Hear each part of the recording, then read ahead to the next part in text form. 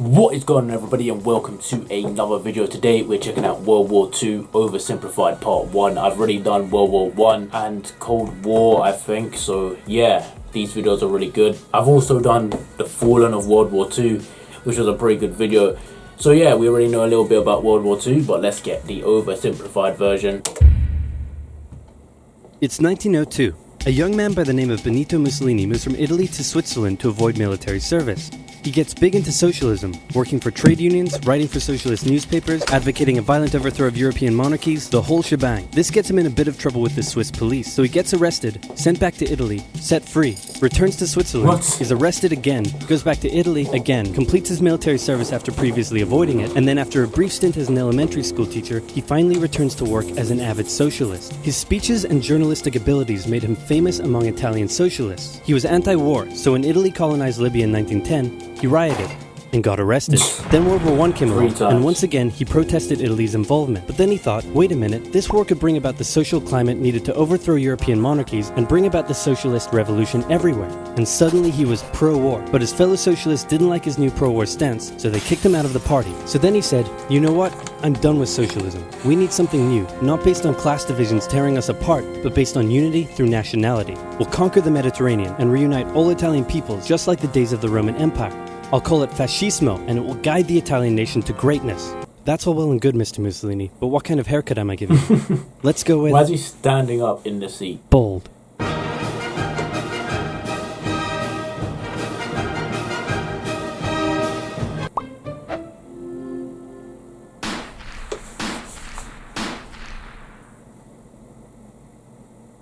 Italy had been on the winner's side in World War I, and they hoped they were going to get a lot out of it, but in the end, they only got a little, and they felt cheated. On top of that, a bad economy and weak governments meant that the Italian people were a little unhappy. So when Mussolini came along and said that he could fix everything, his fascist movement gained a lot of support. In 1922, he went to the king and said, make me prime minister, or I'll make me prime minister. And the king said, you and what army?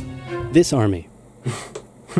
Fair enough. Then he went about establishing a dictatorship with himself at its center. Europe had its first fascist dictator. Next up, Germany.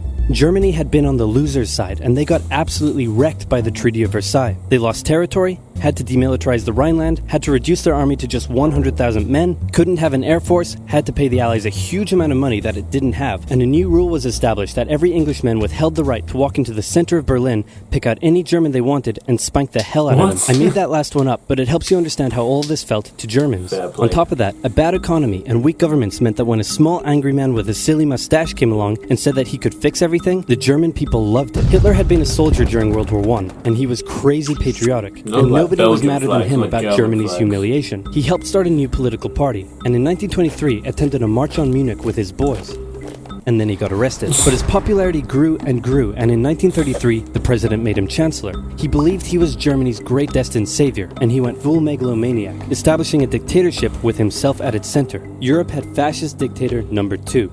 Hitler and Mussolini had a lot of the same ideas, but more importantly, they had the same enemies, and they started to get along. Anyone else want to be friends? Franco? No? You good? I do. Who's that? It's Japan, and they've taken over northern China. Let's rewind a bit.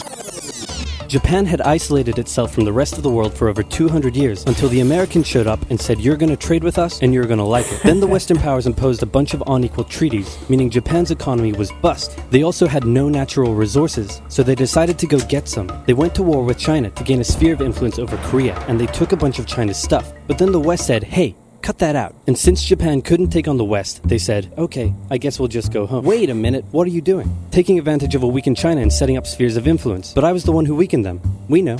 And you guys didn't let me have anything. We know. That seems unfair. We don't think so. Okay, see ya. So Japan thought, screw this, and went to war with Russia, and stunned everyone by actually winning. Then they fully annexed Korea, but they didn't stop there. In World War I, they took Germany's colonies and islands in Asia, and then in an incident that was maybe staged by the Japanese army, a bomb blew up a Japanese train in Manchuria, giving them an excuse to launch an invasion and take over.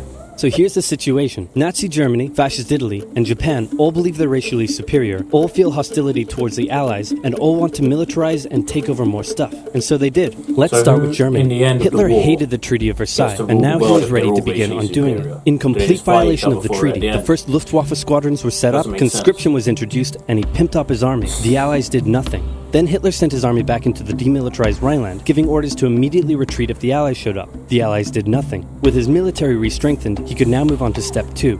He wanted to rapidly increase the Aryan population, and to do so, he needed Lebensraum, or in other words, he would have to take over the world. But for now, a good portion of Europe would do, and he began eyeing up his neighbors. The Allies finally started to get worried, so they implemented a fairly useless diplomatic strategy called appeasement, and it went a little something like this. Hitler would say, "I want that thing," and the Allies would say, "You can't have that thing."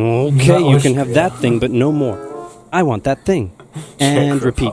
In 1938, Hitler's army marched into Austria and just took it, with no resistance. Boom, this is Germany now. Next, he demanded to be given the Sudetenland, an area of Czechoslovakia with many ethnic Germans. The Allies held a meeting with Hitler in Munich and said, "Look, we're going to give you what..." "Hang on, this meeting is about my territory. Shouldn't I come to the meeting too?" Nah. "Anyway, we're going to give you what you want." "Really?" "Yeah." "Just like that?" "Yep." "What's the catch?" "Just sign this piece of paper promising you won't invade the rest of Czechoslovakia." "Okay." Then Chamberlain returned home victorious, waving his signed piece of paper in the air, declaring crisis to be averted and the continuation of world peace, and we built a statue of Chamberlain in his honor, and every day on the 30th of September we celebrate Chamberlain Day. Hitler's invading the rest of Czechoslovakia. What? He's invading the rest of Czechoslovakia. Oh. You lied to me. What do you expect? I'm Hitler. Not to be outdone, Mussolini also wanted to get in on the action. He thought to himself, isn't there a not yet colonized nation somewhere which is so underdeveloped that the people would be defending themselves against our tanks with literal bows and arrows and wooden spears? Oh, there is? Fantastic. And so he took it. Italy also wanted to control the entrance to the Adriatic Sea, so they occupied Albania. Then, in another incident which was maybe staged by the Japanese, gunfire was exchanged by Japanese and Chinese troops at the Marco Polo Bridge, and the Japanese launched yet another invasion against China. They swept through Beijing and Shanghai, and then advanced through the Yangtze Valley to China's then capital, Nanking. It was here that saw the worst of Japan's shocking atrocities committed against the Chinese people. Back in Europe, Germany and Italy made their relationship status official by signing the Pact of Steel. Then, Hitler turned his eyes towards Poland and the hated Polish corridor, splitting Germany in two. At this point, the Allies really had to put their foot down, and they warned him that an invasion of Poland would mean war. Hitler had planned to continue his advance eastward, but he didn't want to end up fighting a war on two fronts. So for now, he made an alliance with Stalin, saying, "How about we both invade Poland and split it between the two of us, and I definitely won't not refrain from not betraying you sometime in the future." Sounds good. This new alliance stunned the West. On the 1st of September 1939, German troops entered Poland, and Britain and France declared war on Germany. The Poles fought hard, but they were no match for the two giants crashing down on them from either side. Then came a period known as the Phony War, where everyone just sort of sat around not doing much.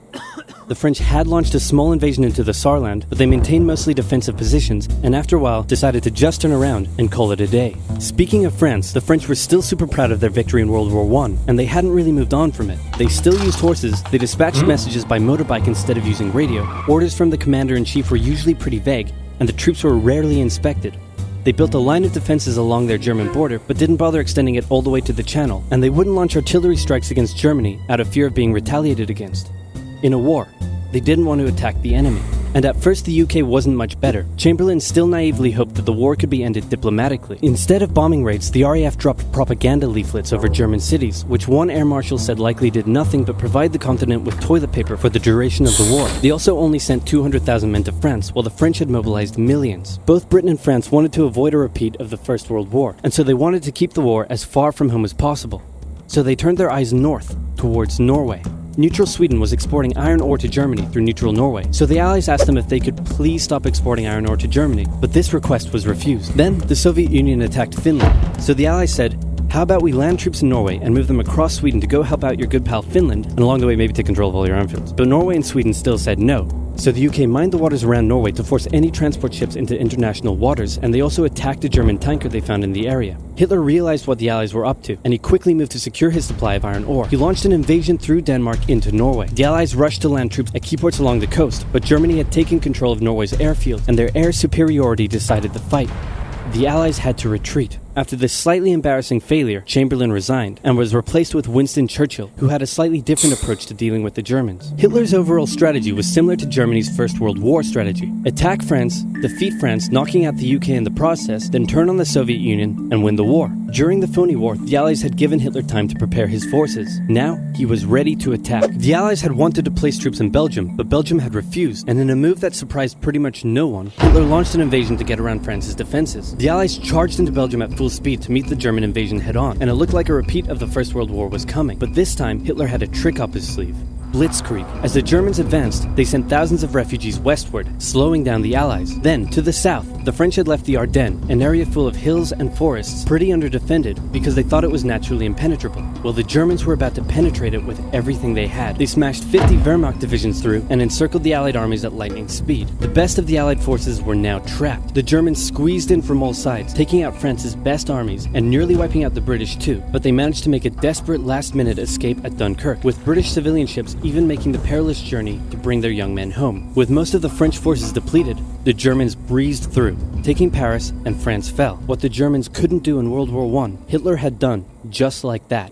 Hitler hoped that with the fall of France, the UK would also lose hope and sue for peace. But quite annoyingly, it didn't, and he needed to secure the Western Front, so he tried to force them into submission with mind games. The UK were now all alone, and Hitler wanted to emphasize that. First of all, just before France fell, Italy finally declared war on the Allies, making the UK's situation even worse. Next, instead of just occupying all of France, Hitler occupied the coastal areas for defense, but allowed France to continue its existence as a German puppet state. This way, it looked like the UK's old ally had decided to switch sides. Hitler also hoped that the UK wouldn't attack any of her old allies' navy bases or colonies in Africa, giving Hitler an extra line of defense to the south. But the UK made sure to respond to this by sailing down to France's navy base in Algeria and wrecking a bunch of ships. So have at it.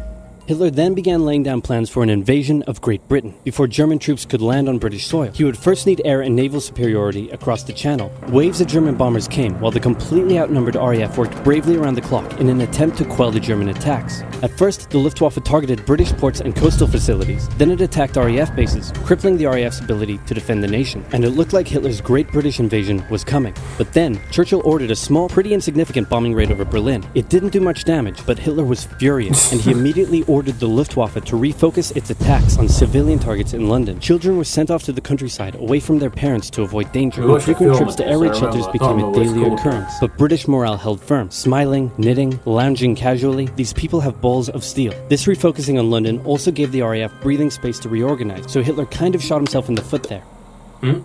Just the foot for now. Finally, the Luftwaffe sent one massive all-out attack on London, and the RAF successfully repelled it, destroying many of the German aircraft and placing air superiority firmly in British hands. Hitler's invasion had to be postponed, but the bombing of British cities continued for some time. Okay, that is part 1 of World War II Oversimplified. If you want to watch part 2, that is coming in the next video. So yeah, be sure to leave a like, subscribe, and suggest me more videos to watch on this channel. And yeah, thank you for watching, and I'll see you all next time.